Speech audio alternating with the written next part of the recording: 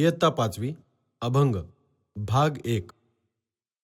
मुलांनो, आपल्या महाराष्ट्राला संतांची भूमी असे म्हटले जाते. संत ज्ञानेश्वर, संत तुकाराम, संत जनाबाई, संत बहिणाबाई, संत एकनाथ यांसारख्या अनेक संतांनी सर्वसामान्य जनतेला त्यांच्या अभंगांच्या माध्यमातून ईश्वर भक्तीचा आणि जीवन जगण्याचा मार्ग सांगितला आहे. आज आपण यापैकीच संत जनाबाई, संत सेना महाराज आणि संत नामदेव यांनी रचलेले काही अभंग पाहणार आहोत. मुलांनो, हे चित्र कोणाचे आहे ओळखा पाहू. सर, हे संत जनाबाईचे चित्र आहे. बरोबर. संत जनाबाई या वारकरी संप्रदायातील संत कवयित्री होत्या. त्यांचे गाव परभणी जिल्ह्यातील गंगाखेड हे होते. जनाबाई 5-6 वर्षांच्या असतानाच त्यांच्या वडिलांनी त्यांना नामदेवांचे वडील दामाशेठ शिंपी यांच्याकडे पाठवले. त्या विठ्ठल भक्त होत्या. जनाबाईंच्या अभंगातील ओव्या संपूर्ण महाराष्ट्रात लोकप्रिय आहेत. ग्रामीण भागातील महिला जात्यावर दळण दळताना जनाबाईंच्या ओव्या गुणगुणत असत. चला तर त्यांचा अभंग आणि त्यांचा अर्थ समजून घेऊया.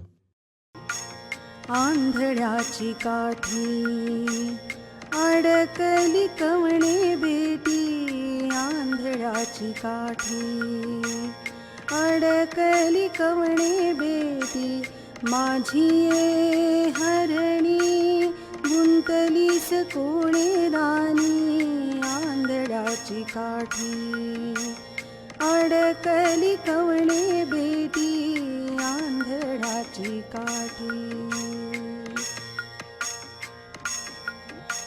मुके मी पाडस चुकले भोवे पाहे वास, मुके मी पाडस चुकले भोवे पाहे वास, चुकले भोवे पाहे वास, आंधळ्याची काठी अडकली कवणे बेटी, आंधळ्याची काठी.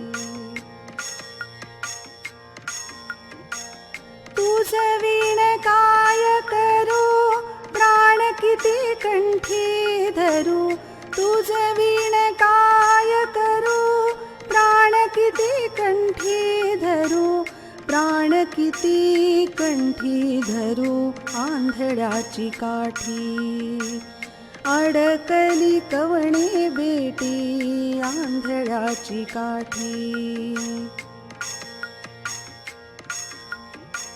आता जीव जाऊ पाहे धाव घाली माझे आहे, आंधळ्याची काठी अडकली कवणे बेटी, आंधळ्याची काठी. माझी भेटवा जननी संता विनवी दासी जनी, आंधळ्याची काठी अडकली कवणे बेटी, आंधळ्याची काठी, आंधळ्याची काठी, आंधळ्याची काठी.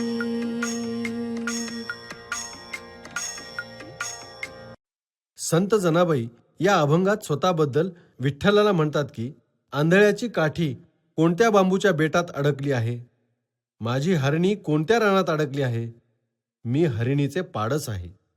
सर, पाडस म्हणजे काय?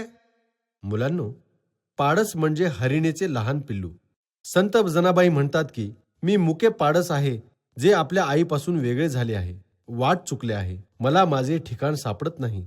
जनाबाई त्यांना संसारात अडकल्यामुळे विठ्ठलासोबत एकरूप होता येत नाही, म्हणून त्या विठ्ठलाला म्हणतात की, मी तुझ्याशिवाय काय करू, माझ्या कंठात तुझ्या दर्शनासाठी प्राण गोळा झाला आहे. आता माझा जीव जाईल, तू माझी आई आहेस, तर तू मला येऊन घेऊन जाण्यासाठी धावत ये. संत जनाबाई त्यांच्या आईसोबत म्हणजेच विठ्ठलासोबत भेट घडवून आणण्यासाठी दासी होऊन संतांना विनंती करत आहेत.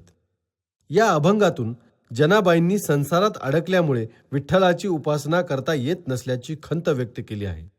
तसेच सर्व सांसारिक गोष्टींमधून मोकळे होऊन विठ्ठलाची अखंड भक्ती करण्याची इच्छाही व्यक्त केली आहे.